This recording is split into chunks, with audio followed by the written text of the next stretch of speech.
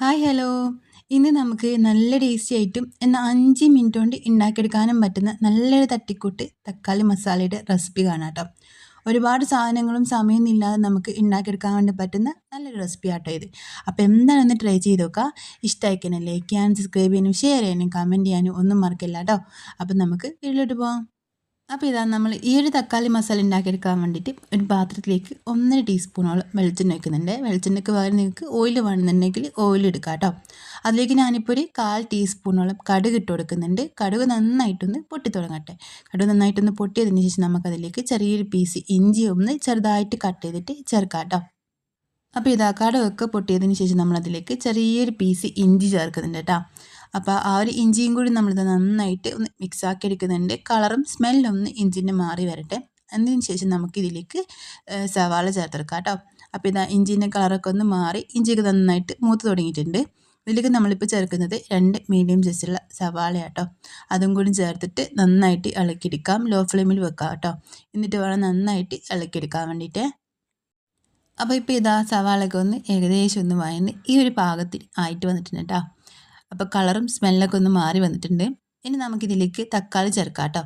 അപ്പോൾ 2 തക്കാളി എടുക്കുന്നത് നല്ല വലിപ്പമുള്ള 2 തക്കാളി ആട്ടോ എടുത്തിട്ടുള്ളത്. അപ്പോൾ തക്കാളി എടുക്കുന്ന സമയത്ത് ഒരു കാര്യം പ്രത്യേകം ശ്രദ്ധിക്കുക. നല്ല പഴുത്ത തക്കാളി ആണെങ്കിൽ നമുക്ക് ഈ ഒരു തക്കാളി മസാല നല്ല ടേസ്റ്റ് ആയിട്ട് ഉണ്ടാകാൻ. അപ്പോൾ അതുകൊണ്ട് തന്നെ നല്ല പഴുത്ത തക്കാളി എടുക്കാൻ വേണ്ടി പ്രത്യേകം ശ്രദ്ധിക്കുക കേട്ടോ. അപ്പോൾ 2 തക്കാളി ചേർത്തിട്ടുണ്ട്. അതിന് കൂടെ തന്നെ ഒരു പച്ചമുളക് ചേർക്കുന്നുണ്ട്. നിങ്ങൾക്ക് ഒരുപാട് എരിവൊക്കെ ഇഷ്ടമാണെന്നുണ്ടെങ്കിൽ 2 പച്ചമുളകൊക്കെ ചേർത്ത് കൊടുക്കാം. ഞാനിപ്പോൾ ഒന്നേ ചേർക്കുന്നുള്ളൂ. നമ്മളിതിലേക്ക് മുളക് പൊടി ചേർക്കുന്നുണ്ട് കേട്ടോ.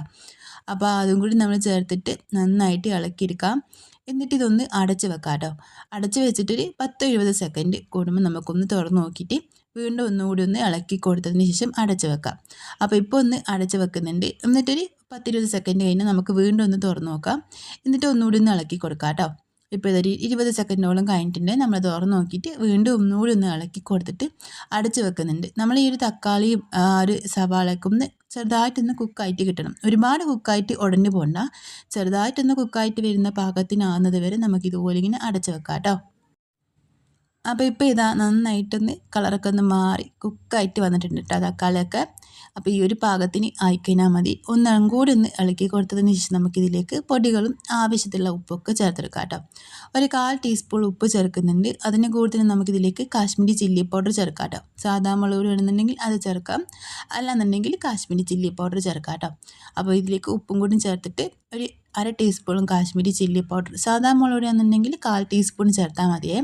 അപ്പോൾ കാശ്മീരി ചില്ലി പൗഡറും കൂടി ചേർത്തിട്ട് 1/4 ടീസ്പൂൺ മഞ്ഞളും കൂടി ചേർത്തിട്ട് നമുക്ക് നന്നായിട്ട് ഒന്നുകൂടി ഒന്ന് മിക്സ് ആക്കി എടുക്കാം കേട്ടോ. ആ ഒരു പച്ചമണം ഉണ്ടാവില്ല നമ്മളെ പൊടികളൊക്കെ, ആ ഒരു പച്ചമണം ഒന്ന് മാറി കിട്ടുന്നവരെ നന്നായിട്ടൊന്ന് മിക്സ് ആക്കി എടുക്കാം. അതിനുശേഷം നമുക്കിതിലേക്ക് 1 ടേബിൾ സ്പൂണോളം ചൂടുവെള്ളം കേട്ടോ ഒന്നുകൂടി നല്ലത് ഒഴിക്കുന്നത്.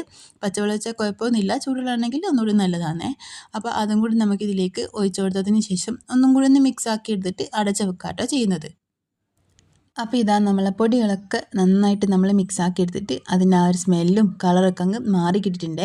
ഈ ഒരു സമയത്താണ് നമ്മളിതിലേക്ക് വെള്ളം ചേർക്കുന്നത്. വെള്ളം കൂടി ചേർത്തിട്ട് നന്നായിട്ട് ഒന്നുകൂടി ഒന്ന് മിക്സാക്കി എടുത്തതിന് ശേഷം നമുക്ക് അടച്ച് വെക്കാം കേട്ടോ. അടച്ച് വെച്ചിട്ട് ഈ ഒരു വെള്ളമൊക്കെ ഒന്ന് കുറുകി നമ്മൾ തക്കാളിയൊക്കെ ഒന്ന് ആവശ്യത്തിന് കുക്കായി ചെറുതായിട്ടൊന്ന് ഉടഞ്ഞു വരുന്ന ആ ഒരു പാകത്തിനാക്കിയാൽ നമുക്കിതിലേക്ക് കുറച്ച് കറിവേപ്പിലയും ഇട്ട് കൊടുത്തിട്ട് ഒന്ന് മിക്സാക്കി എടുത്താൽ മതി കേട്ടോ. അപ്പോൾ ഇതാ സംഭവം നല്ല സെറ്റായിട്ട് വന്നിട്ടുണ്ട്. ഒരു 20-30 സെക്കൻഡ് കൊണ്ട് തന്നെ ഇതാ റെഡി ആയിട്ട് വന്നിട്ടുണ്ട് കേട്ടോ. നമുക്ക് ഈ ഒരു കറി ഉണ്ടാക്കിയെടുക്കാൻ മൊത്തത്തിലൊരു 5 മിനിറ്റ് പോലും ആവശ്യമില്ല കേട്ടോ. അപ്പോൾ സംഭവം ഇതാ റെഡിയായി വന്ന സമയത്ത് നമ്മളിതിലേക്ക് ആവശ്യമുള്ള കറിവേപ്പിലയും കൂടിയും ചേർത്ത് കൊടുത്തിട്ട് നന്നായിട്ട് മിക്സ് ആക്കി എടുക്കുന്നുണ്ട്. നമുക്ക് ഈ ഒറ്റൊരു കറി മതിയാവും ചോറിനായാലും ചപ്പാത്തിക്കായാലും ദോശക്കായാലും എന്തിൻ്റെ കൂടെ കഴിക്കാൻ വേണ്ടിയിട്ട്. അപ്പോൾ എന്തായാലും ട്രൈ ചെയ്ത് നോക്കുക. ഇഷ്ടമായിക്കഴിഞ്ഞാൽ ലൈക്ക് ചെയ്യാനും സബ്സ്ക്രൈബ് ചെയ്യാനും ഷെയർ ചെയ്യാനും കമൻറ്റ് ചെയ്യാനും മറക്കല്ല കേട്ടോ. അപ്പോൾ നമുക്ക് മറ്റൊരു നല്ലൊരു വീഡിയോ ആയിട്ട് പിന്നെ കാണാം. Bye, thank U.